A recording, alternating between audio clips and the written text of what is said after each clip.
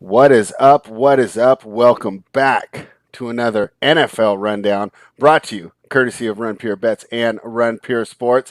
Title is in the midst of a move from Wisconsin to Texas, so he will not be with us today, but we do have the king of the props, Tyler, with me. Tyler, how are you feeling about another weekend of NFL football where the public absolutely cleaned up? Bet Online tweeted that it was the most they had paid out since they started their website. The biggest winning day for the public was yesterday. Yeah, I mean, what was it? All the favorites covered on the 1 p.m. slate? Yeah, I mean, it's just Yeah, I wild, mean, right? they just killed it. But, I Yeah. mean, we had a good week. We went 6-4, plus 4 units on the spreadsheet. Mm. Brings us to 32-20 on the year. So, looking Yeah. to build on that tonight with a couple more. Yeah, and you guys are doing great, and I'm just happy to be along for the ride. I'm hosting these shows and just talking some NFL football with you. So, I wrote out my questions like usual, but we got a question in the chat. Why don't we start with that one, Tyler? Signed collectibles. I like when he jumps in the chat. He also watches some tennis with me. Hey, shout out to Paula Badosa yesterday, right? Beautiful and talented. What a woman for her to win, Signed collectibles. But her question for you and me, Tyler, is who do you think are the three AFC wildcard teams? I'm going to pull up the standings right now, and then I will let you answer. What do you think for signed collectibles? I mean, it's a perfect question. Me and my buddy were just talking about this like 10 minutes Yeah, it's a great beforehand. question. So I figured let's lead the show with this. I mean, you think about it. Let's just start from the top. Buffalo wins their division. They're probably number one. Right. The way it's looking, Baltimore's going to take the AFC North, so they'd be the 2 seed. The 3 seed probably be the Chargers. I think they get that division. Mm-hmm. 4 seed's going to be the Titans. So the Chargers are really only one game ahead of the Chiefs. I think there's definitely a chance for the Chiefs to still take that division. Okay, well, we'll just say like Chargers / Chiefs there. Well, I'm just Okay. penciling in the Chargers there for now because they own the tiebreaker. That's fine. And then, so the 3 wildcard teams, pencil the Chiefs in for one of them. Okay. I think the Browns will get healthy. I mean, they're just riddled with injuries right now. Terrible, I think huh? you pencil them in for the second one. Mm-hmm. Now, the third one is where it gets weird. I think that's where you get either the Raiders, the Steelers sneak in there, or who else am I forgetting? The Bengals. I think the Bengals are looking real good. They might be. Can you believe that after we just trashed them all offseason? I mean, we weren't expecting their defense to be top 5. No, and we didn't expect them to stay as healthy either, right? They've had some nice health on the offensive line. They've able to get healthy. Like for example, if they were playing with the same offensive line injuries that Baker had yesterday, right? And so, all right. So let's see. So you chose who? So who are your 3 exact wild card teams now? You took the. I'd say the Chiefs, the Browns. Chiefs, Browns, and I'm going to say the Raiders make it. Ahead of the Steelers, huh? Interesting.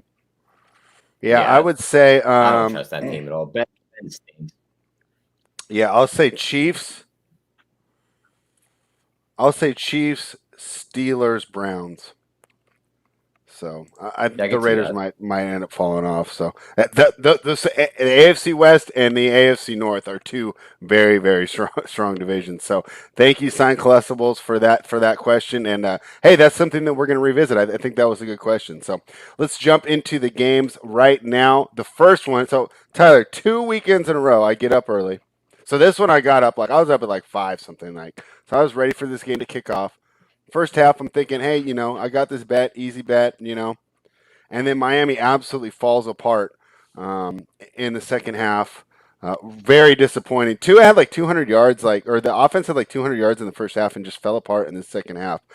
So what did you make of this Jaguars win? My question, Jacksonville Jaguars, was that win a fluke, or is this some true improvement that we're seeing from this team?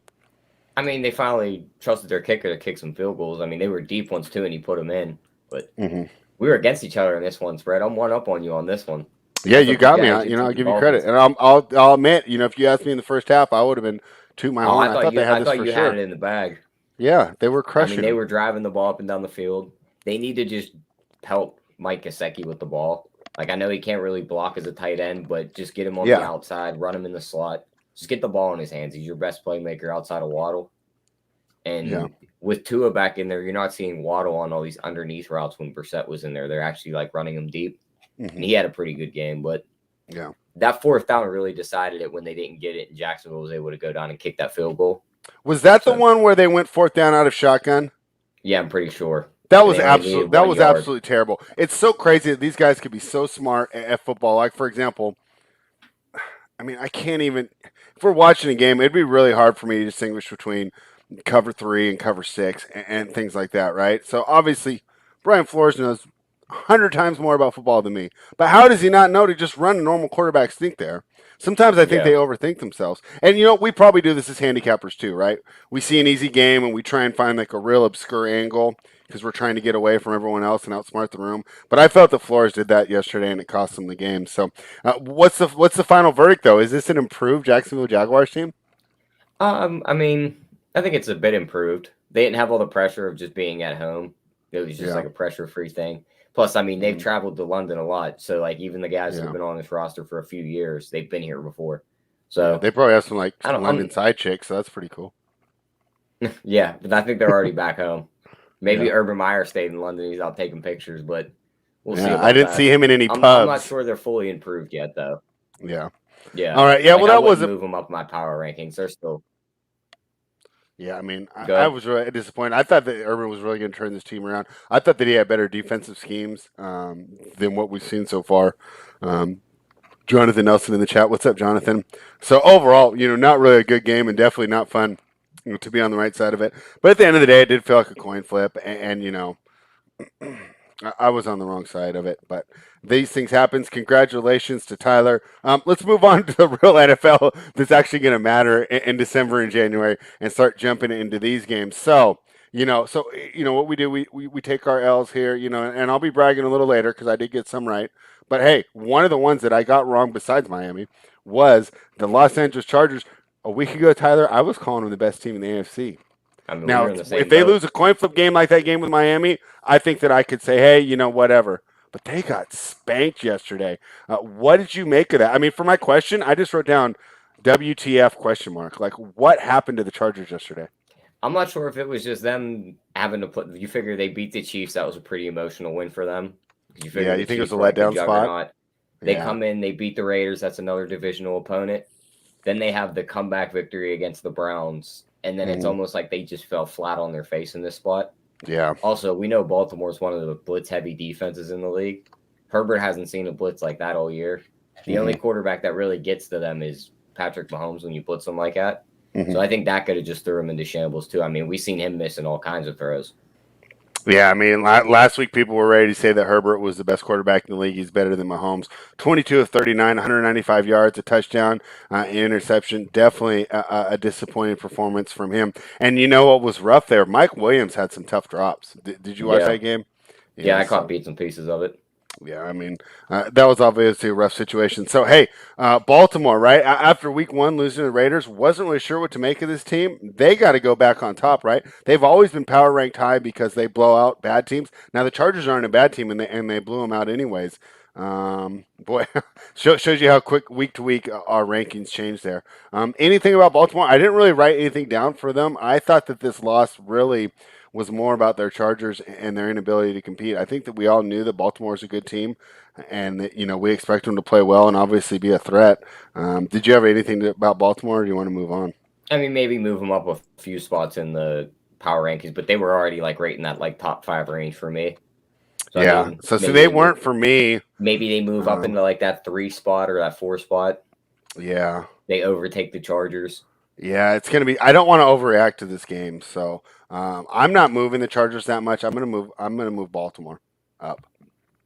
So, yeah, I agree with that. Yeah, because I don't know – I think this is really a bad spot, right? I mean, we saw the Packers play a really bad game, right? I mean, we've seen other really good teams play really bad games, so let's not overreact unless they lose another one next week. Let's jump into the next game I want to talk about. The Carolina Panthers fell short against the Minnesota Vikings. I remember we kind of talked about this game. You said you're betting Minnesota. I lead Carolina, but not enough to bet it. I totally thought it was a coin flip. I was just picking for picking. Not because I really like the play. And it turned out it was a close game. So if I said, hey, I'm staying away from this game, seemed like the right call as close as it was. What did you take away from this game on the Minnesota side? My takeaway is this team is sneaky good, and they're better than their record reflects. I agree with that. Definitely better than their record shows. But I mean, I don't think the final score indicates much in this game because I mean, it seemed like the Vikings had this locked up, and then Carolina had a couple late touchdowns when they were almost in like prevent. Yeah, To push that game to overtime before Minnesota woke back up and won the game. I mean, Darnold's looking like he's regressing back to what he was on the Jets. He's throwing a lot of. I mean that was literally my question for Carolina. I wrote down, "Is Darnold regressing?" question mark to ask you. I mean, the answer is yes. He had 3 good games against 3 bad teams, and everyone wanted to crown him as like a champion. It's like, nope, you got to keep doing it all year, buddy. So disappointed, man. I was ready for a Pac-12 quarterback to be good. I mean, so disappointing there. And Darnold, it's like, oh well, maybe the coaching. Now he's in a good system. Good leadership, good play calling. 17 of 41 for 207 yards with a TD and an interception. And if you watch the game, so obviously I had them all on. Yesterday I went to a buddy's and he had the 8 screens, so they're all going at the same time. It's almost like a little version of the sports book. And Darnold didn't look good. I mean, he just didn't look good there. And we've talked about the Minnesota defense being somewhat good, but this isn't the Steelers or a top 5 defense. So really disappointed from Sam Darnold. How do we treat Carolina from here on out? Do we just downgrade them and move on, or is there any way that we can kind of like explain this and still try to make excuses for Darnold and Matt Rule? I mean, I wouldn't make excuses for him. I wouldn't rank them like any higher than like 20 though. You know what I mean? Yeah, it's too bad because they were really looking like they could be a playoff team after those first 3 games, right? Yeah, I mean, there's a few teams that do that every year, and then a lot of them regress back. So this was one of them this year. They surprised everybody, and now they're going to start to regress back. And I think it's a product of just catching that schedule of them easy wins in the beginning of the season, and everyone sees it, and they're like, "Oh, we got a new team that looks good." Yeah, I mean, definitely. It was definitely a tough loss for the Panthers fans, and nice for Minnesota to get back on track. Like I said, I think they're sneaky good. I'll be looking to back them at home as the season progresses. Tyler, so we kind of, I kind of, told you this in the preview. So I go through, watch the games, look at the Reddits, try and think of, questions about each team that we can talk about. So my question for you is, what do we even talk about for the Packers and the Bears? I mean, wasn't this exactly what we expected from this team? Bears played pretty good defense. They held, Rodgers to a subpar performance. He only put up 24 points, right? For an offense like that, you can say it's a pretty good job by the Bears defense. The offense didn't get it done, right? Green Bay did what they had to do to win. Do we take away anything from this game at all? I mean, it almost felt like it was the most predictable game ever. No, I mean, it was just a typical Chicago versus Green Bay game. Yeah. Defense is good, low scoring. Rodgers does enough to get the job done. And that's about it. All right, yeah, let's just move on to the next game. So congratulations to the Green Bay Packers and their fans for once again beating the Chicago Bears. Boy, what a tough franchise, as they are essentially mired in mediocrity. They're not good enough to fall and get like a number 1 pick, but it's just too bad for them. All right, the Cincinnati Bengals. The only thing I could say about this win is that they won convincingly. We thought Detroit might be able to keep it close. They did not. I didn't write down a question. I just wrote down they are legit. Burrow is legit. What do you think, Tyler? No, definitely agree there. They're definitely legit. We knew we were wrong about this one. Yeah, the defense is coming along too, and I mean that's just something that with this offense that could push them to being like a playoff contender. So definitely good to see them doing that. But we've completely wrong on this team when we did the preview. Yeah, completely wrong. And the poor Lions, and we thought they showed fight and that they would be, nice to cover, but that was definitely their worst performance of the year as they just kind of whimpered. And I'm wondering if, they're not a talented team. They're playing hard because their coach is inspiring, like he inspires me.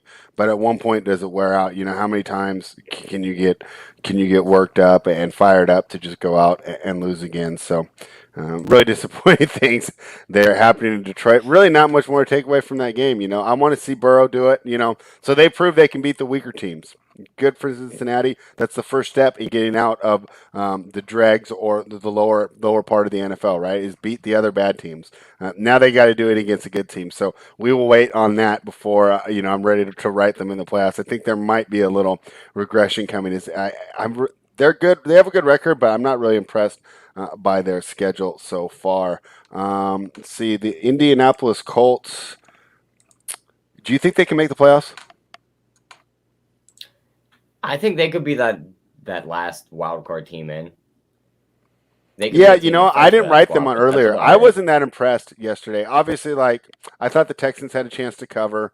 They didn't. It's just a product one of the worst teams in the league didn't cover. Yeah. They're getting 4 games against Houston and Jacksonville. That should be 4 wins. So right. They could easily sneak into that last spot with a lot of these teams beating up on each other. Well, I don't think they make a wild card. I think if they make it, they win the South. Do you think they can overtake the Titans?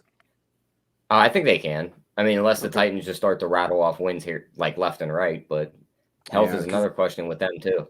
For both teams, obviously. Yeah, not really much to take away from that win, except for Houston. They need Taylor back. It's really too bad that they weren't able to even be competitive in that game. But Colts fan have to be happy that was their first complete game by both the offense and the defense. I think they got a chance to win the South. Tonight, obviously, will be a big deal for them, and they're going to be cheering for Buffalo pretty hard. So, another team that got blown out yesterday was the New York Giants. The morning slate was boring. I got together with my buddies, and we're just like, this is a terrible morning of football. Like 6 of the 8 games were blowouts on the screen, and so the New York Giants were one of the teams that got blown up. They got blown out by the Rams. So my question for you on this team, is this a bad team or is this just bad luck with all the injuries they've had? I never was going to quote the Giants as a good team. They had a stingy defense last year, but their defense definitely regressed since last year. And with the offense they have, the injuries suck for their weapons, but it was still going to be a bad team regardless of that, I think. And against this defense. But it was a bad team in a bad division that could have made some noise, don't you agree? Maybe, but I think Washington's still better than them. I think Philly gives them troubles, and we all know Dallas is at the top of that division. Yeah, Dallas. Yeah, we're going to talk about them in a bit, but fantastic. So you don't think it's bad luck? You think even if this team was fully healthy, that they wouldn't really be doing much? No, I don't think so. All right, will be interesting to see what they look like when they get healthy. They were banking on that defense kind of just being where they were last year. Because we all know Daniel Jones was still going to sputter here and there, but with that defense not being able to stop anybody, that's just a no-go for this team. Yeah, and they're another team that struggles with the offensive line, and when you can't get things going up front, it just puts so much pressure on your skill players, and I think that's something that we saw with that team yesterday as they got absolutely blown out. We talked about another blowout featuring an NFC East team. This time it was the Chiefs blowing out the football team. I always want to say Redskins. They blew out the football team, who actually kept it close for a half before they just fell apart in the second half. Are the Chiefs back on track, or are the football team just that bad? What do you think, Tyler? I think it's a combination of both. The Chiefs were looking to bounce back with a win, and Washington's defense can't stop anybody, especially wide receivers. Yeah. And we've seen that yesterday, so I think that's about it what you take from this game. Yeah, and with everything going on in that building, you have to wonder how much of that is hanging over the team. I don't know. I won't say we've all done it, but I think most of the people watching the show have worked for people who are genuinely bad people, whether or not they're successful in business or not. And it's hard to get motivated, right? And I'm wondering if some of the players on the team are like that. If they're like, dude, I don't want to work for Dan Snyder. I just want to get out of here. We will be going over this really soon, Purple Sticky Bug. We will do the props right at the end of our little recap section. And we're almost halfway through because of all the buys yesterday. And Tyler and I have decided, if we're just saying the same thing about the team, we're going to, right, we're just going to completely ignore them. So actually, I'm done talking about the football team. Let's move on to the Browns. And I wrote down here, Tyler, I didn't write down a question. This is just my time for Baker slander. What happened to the Cleveland Browns yesterday? They did not look good, man. We were excited for that game, too. The Cardinals put it on them. I was really impressed. So what do we take away from that game? Other than I was right, Baker Mayfield can't lead a team unless everything's perfect. He's basically Alex Smith with good interviews.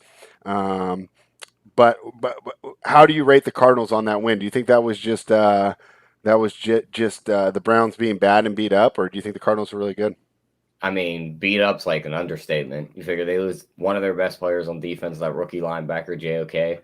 He's good. IR. Yeah, they were already down Nick Chubb. I thought Chubb meant more than any running back I've seen now. It's either Chubb or McCaffrey that means the most. When they can't run up the middle, both of their starting offensive tackles. Yep. Baker was playing with a torn labrum. Then he dislocates the same exact shoulder that the torn labrum's in. I couldn't believe he came back in. Yeah, and then he's still playing. So that's why, I've stopped on the slander a bit. The dude is a tough SOB.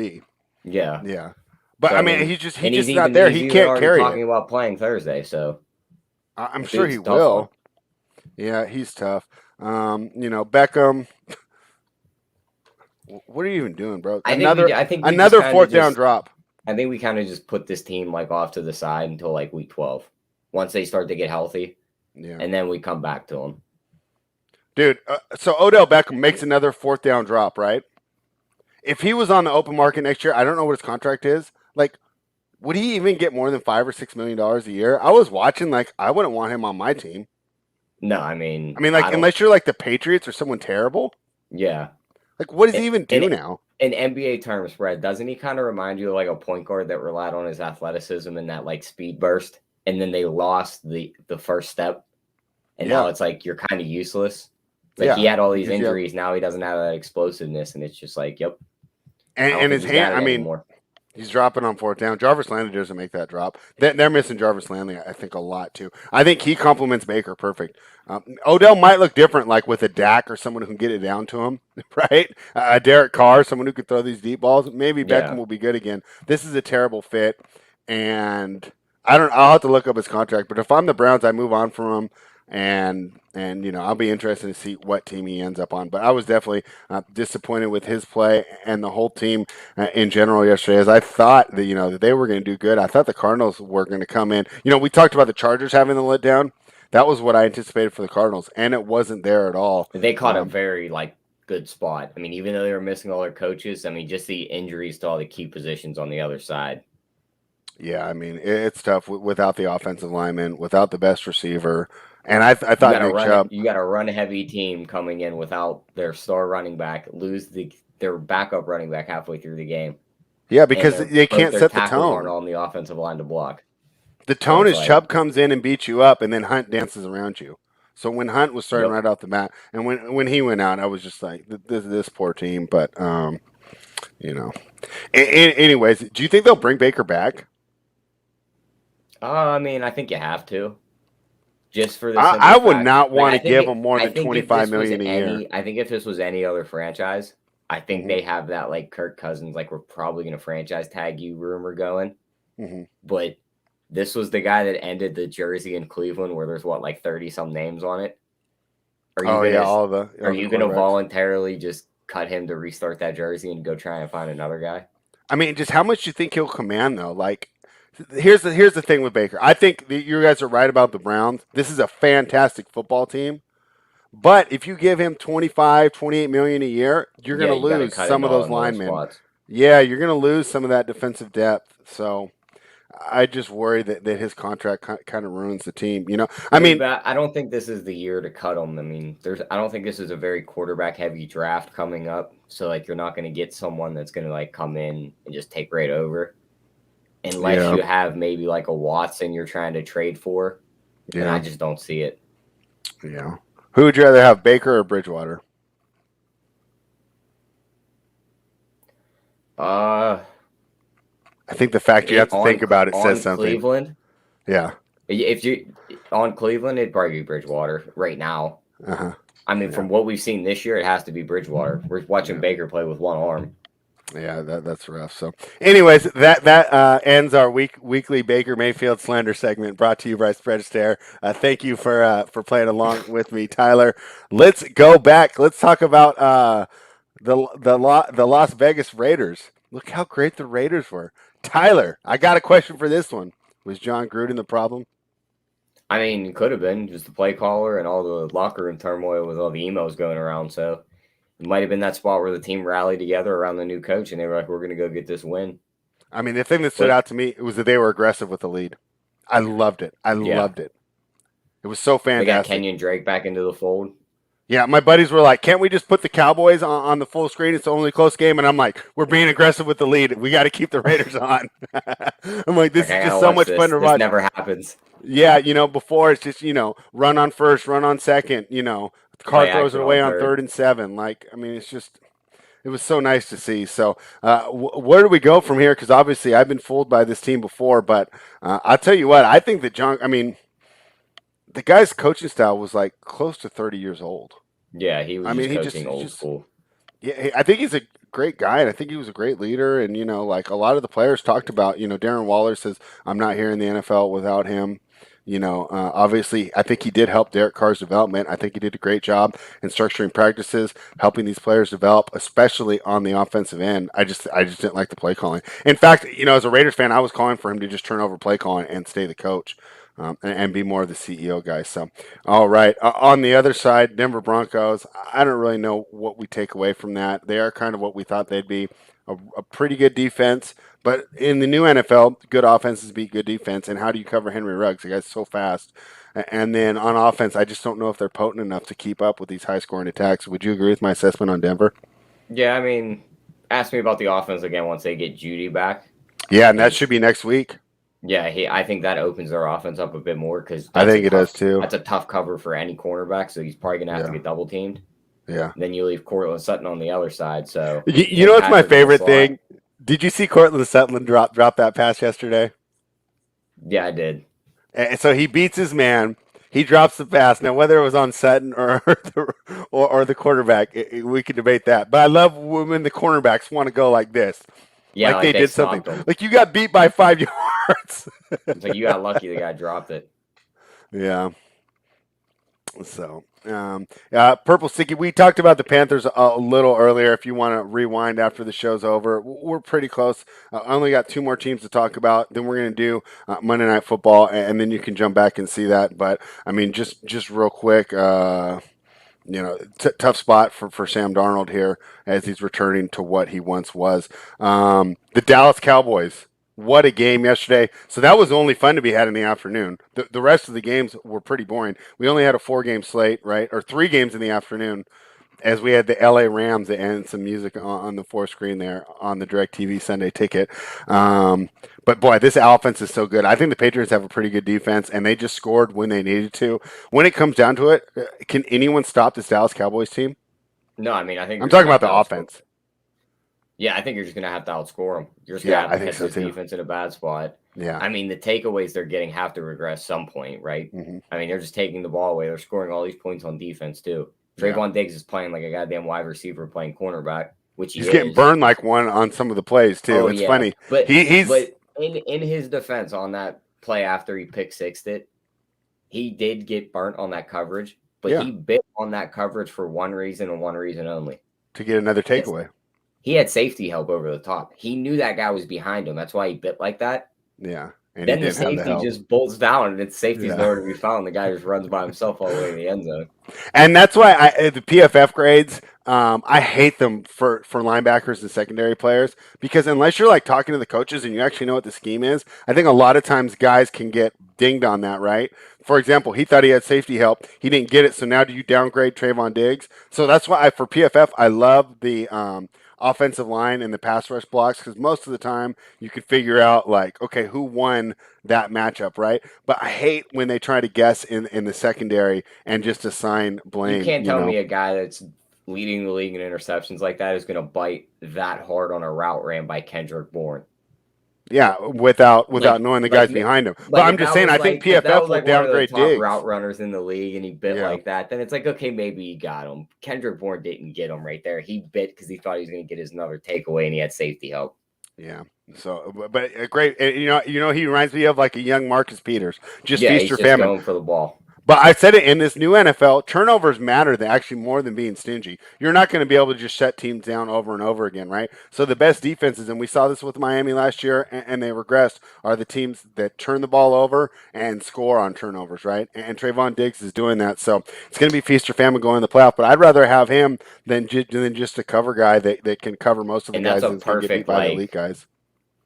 That's a perfect combination too. The offense is hanging 30 a game. Yeah. It's almost forcing opposing offenses to throw the ball the whole game. Exactly. And now you have a corner out there that's just ball hawking, looking to take the ball into the end zone and put more points on the board. And that Zeke Pollard dynamic is just turning out to be great. I was thinking that Zeke was really going to be washed and they were going to have to go over to Pollard, but I don't know what happened. Maybe he needed to play himself into shape. but he's looking good again. And now it's the great dynamic. I think you got Zeke up the middle. It was that 1 week when they ate into his workload with Pollard, and he got pissed. He got pissed, and he was like, "Oh, this guy's trying to take my job." Yeah. So, great. Cowboys fans have to be a lot of fun, and it just is just. Don't you think, Tyler? This is just setting up for another memorable, heartbreaking playoff loss for the Dallas Cowboys. I mean, I think it is because we're building up the expectations, right? You know who's going to put them down in the playoffs? It's going to be Brady. Green that Bay knocks them out. Nope. Who? Brady's getting them this time. It's going to be one of two, Rodgers or Brady, right? But hey, you can't say enough good things about Dak Prescott. Those guys are getting open. He's finding them. The line's doing their job. They can run the ball. And when you're that good on offense, your defense just needs to be average. Diggs gives you those takeaways. We were a little down on Dallas, but boy, Mike McCarthy, whatever you're doing, I mean, I can't believe that you're leading a winning team in 2021, but you are, and we'll give you your credit. You know what I won't say, Tyler, that I hate that your generation's adopted? Giving people flowers. What is up with that? Do you ever say that? I'm going to give him his flowers. What is up with that, Tyler? No, I've never Explain it to an old man. That saying. You haven't heard it? They say it like on ESPN and stuff all the time. I've actually never heard that saying. Wow. Okay. Well, jump in the chat, guys, and tell me whether or not you're a fan of the slang term or the slang phrase "give a man his flowers." Because as an older gentleman, I don't like that one. I do not like that one. Let's talk about your favorite team, Tyler. Is this just another example of Mike Tomlin's greatness? Because I don't think this roster's that good.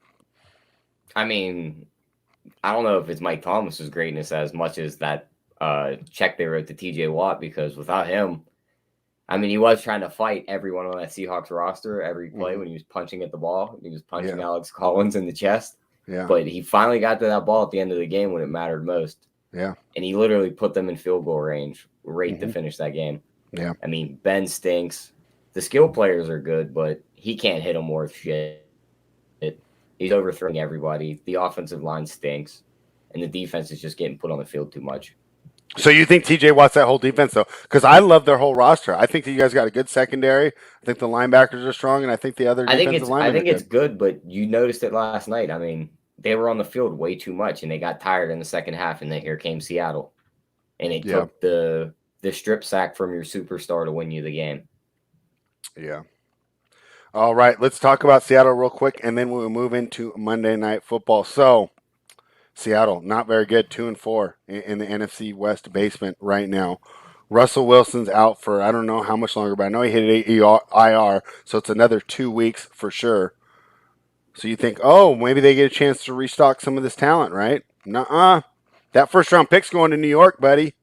It's going to the Jets for Jamal Adams, who comes on my TV and tells me he's the best in the nation. And but then on the bottom, right in the face with the ball. Yeah, and it says my PFF rank says he's like 67 out of 85. That was the best play of the game when Ben launched that bullet, missed the receiver, and it hit Jalen Adams right in the visor.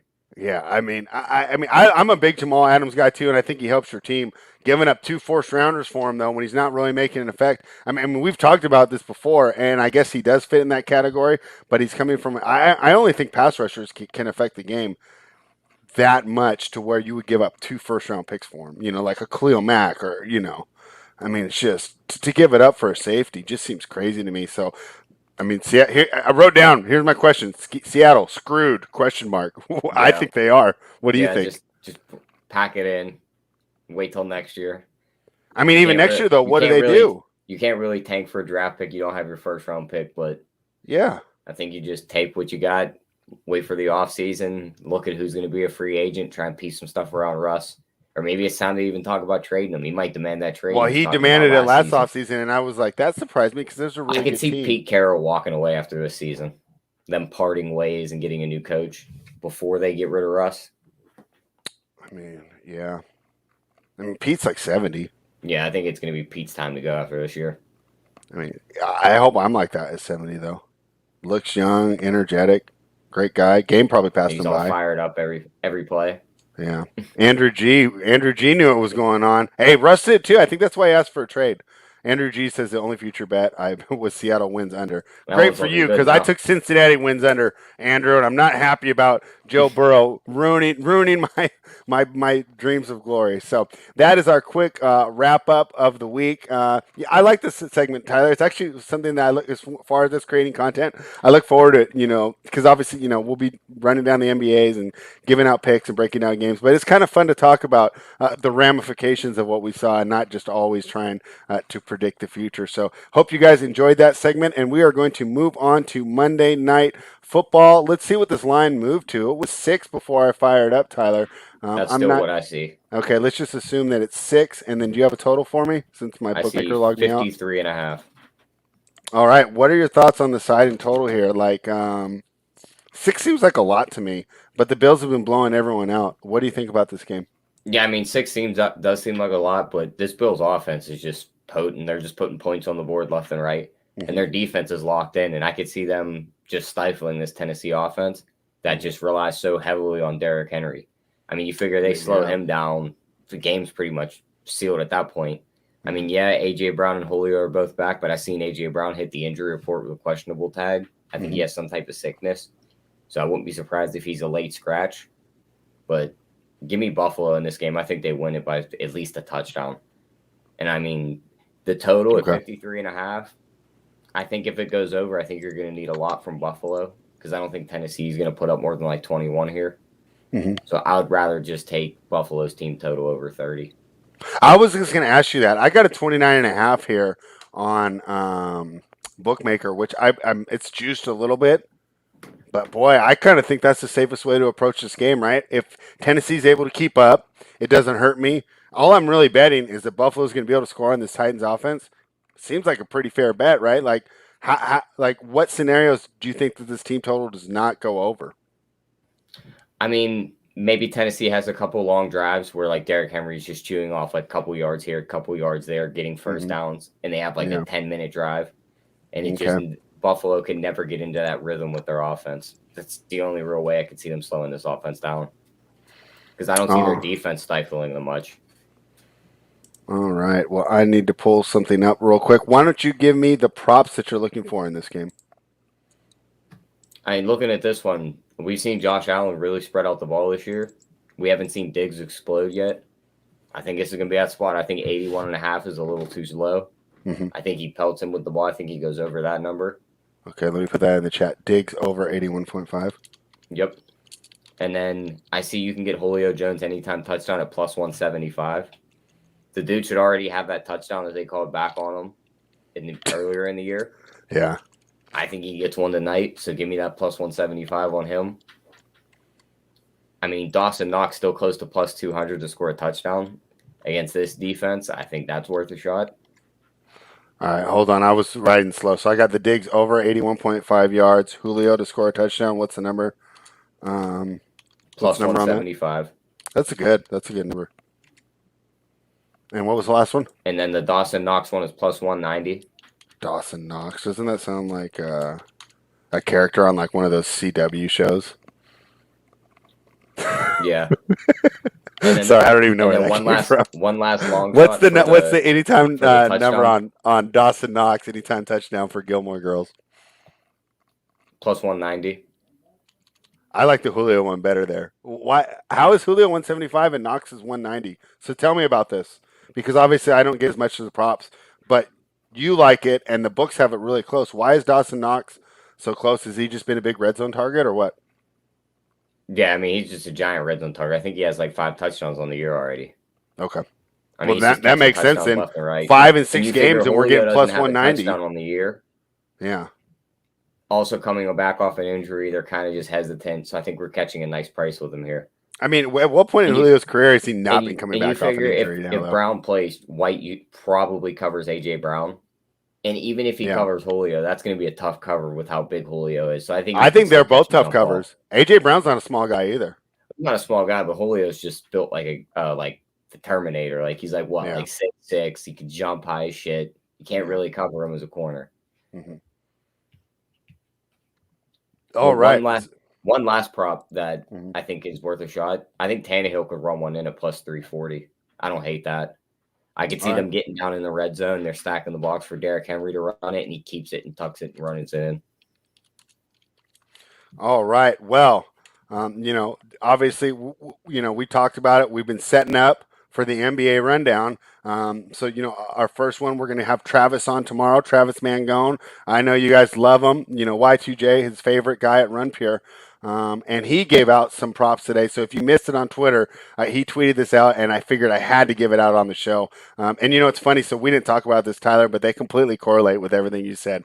It's almost like he just did the opposite of you. So he did Jones over on yards rather than anytime touchdown, and Stephon Diggs anytime TD, and Stephon Diggs as the first TD. So those are 3 plays from Travis Mangone, who doesn't give out props every week, but when he does pretty good. He did really good on the NBA show with us last year. So now we added a Mangone to the NFL show. We'll see how he does. And you got to figure, you got to like it if it's basically just, don't you think they correlate, right? We assume Diggs has a big game. We assume Julio has a big game. So now we're just attacking it different ways. We're giving you guys that information so you can make of it what you will. So there we go for the props tonight. I was leaning towards taking the points, but I don't really think it's a good bet. And with my NFL track record this year, I'm fine staying away from it. And now Title's not here, but Tyler and I thought we would have some fun, and we're going to build Run Pure Bets DraftKings core. So remember, we are not the DFS experts, but hey, we figured we'd have some fun. We listen to these guys. We talk to them a lot, and we kind of have an idea of how they make these lineups. So we're going to try and do that right now. Tyler, have you pulled up DraftKings? How are we looking to attack this without Title to lead the way? Yeah, I'm pulling it up right now. Let's see what pricing is. Just real quick. So Josh Allen's your top flex there, your top captain, 19-2 in the captain spot. Derrick Henry's second. So what does Title usually say that sometimes if we think the dog's going to win, we would take the dog and go 4-2. But since you like the favorite, maybe we'll go 4-2 on Bills. Yeah, I think we go 4-2 on the Bills. I like to personally go like a little cheaper on the captain. I mean, I know you always want to get the best player there, I guess. I don't think so. I think a lot of times these stuff my lineup with all the good players. Yeah, a lot of times these cashes don't have like the quarterback's a captain. So I mean, I don't hate putting Zach Moss at that captain spot, or even Stephon Diggs. I mean, I know he's not that much cheaper than the top guy, but I say we go Diggs at the captain. All right, so we'll put Diggs in at the captain. Now we got a bunch of flexes here. We got 7,000 remaining. So we're going to give out 3 more because but by the rules, we can't give out a full lineup. So we're going to do 3 more here. Did you say we put Diggs as captain? Yeah, I think we go Diggs captain. Okay.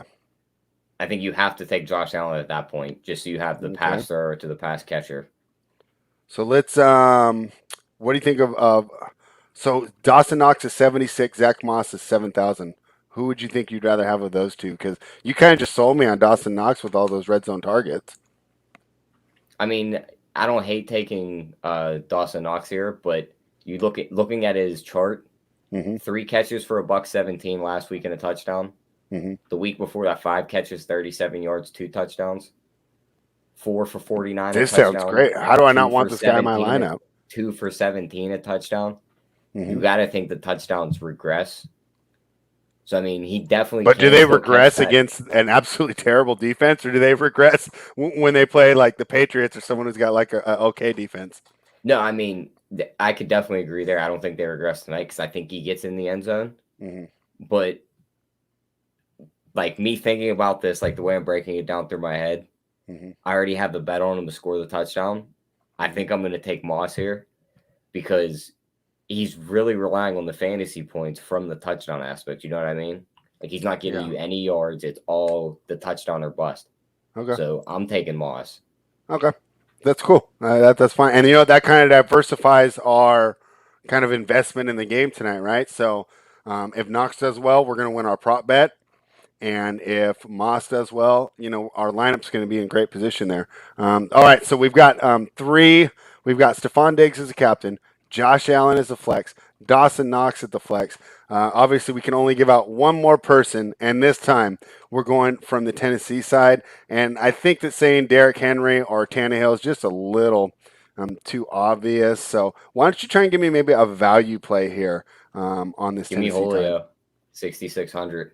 Julio at 66? Yep. Now, when I'm building now, I'm not going to have enough room to throw Henry or Tannehill in there. Do I rebuild? I mean, Do you have to have both quarterbacks in there, do you think? I don't think so. Okay. I mean, this is, again, me talking. I know. Like, you guys have to remember this is, and I love that we have the most viewers for us when we're kind of, having some fun with the stuff that we don't do the best. But, yeah. All right. So you like Julio as the fourth. Okay. So our core that we're giving out is going to be Diggs at captain, Josh Allen, Zach Moss, and Julio Jones. Guys, take with that what you will. Pruitt's cheap. What do you think of this guy Pruitt here? I mean, I don't hate it. Let me pull up his stats real quick. Yeah, pull up his numbers here for the Tennessee tight end, Michael Pruitt. I mean, he's gotten 3 targets as his most this year. 1 reception in his last game for a touchdown. Yeah. I mean, he is only 900. But at 900, if you get a touchdown, if you need that cheap guy to punt on, I don't hate it. I mean, that would allow you to get both. And just like he said, he is the red zone target, so he can catch you a touchdown. Yeah. All right. Well, there's a way you want to go if you want to get both quarterbacks in there. So, Tyler, pretty good show today. I had a lot of fun talking about the football with you. You are going to be on live tonight, right? Yeah, we'll be on live for the game right around start, 8 o'clock. Me and Jay and anybody else who wants to join. All right. So here's what you need to do. Yeah, like the video, please. Come on. We've been working hard for you. But then subscribe to the channel. You'll be notified when Tyler and Jay go live. They'll be discussing a lot of the stuff that we discussed today, but obviously more in depth. And then they'll be live betting the game as it goes on. And it's not just player props. I mean, they're hitting the sides. They're hitting the totals. They're hitting the team totals. So much fun to be had on the live show. And, of course, with NBA coming, I don't know if that's good or bad for you guys, but you'll be seeing me a lot more on there. I'll definitely be on Thursday night in order to try and take advantage of these games tipping off and seeing what we can do with some NBA live betting, which we love so much. So tomorrow we'll be back. But guess what, guys? It's not going to be an NFL rundown. It's an NBA rundown as the season starts with the Brooklyn Nets heading to take on the Milwaukee Bucks. So make sure you're subscribed. You'll get notified when we go live. We're going to have a lot of fun. We'll be doing NFL content, NBA content. Joey's got the baseball content on lock. So why aren't you a member of RunPureBets.com? Head on over to RunPureBets. Use the promo code BETS25 off to become a member. Tyler, you got anything else before we get out of here? Nope. Let's just look to finish this week strong with a couple more winners and put us over at 20 unit mark for the season. I mean, how great has this year been since we flipped the numbers after being in business for 1 year? So we reset. Our year-to-date total is just unbelievable. So great job to Tyler. Of course, great job to the Keg, Joey, JJ, D. I mean, the team is just doing fantastic. We appreciate all your support. We will be back tomorrow. Run Pure.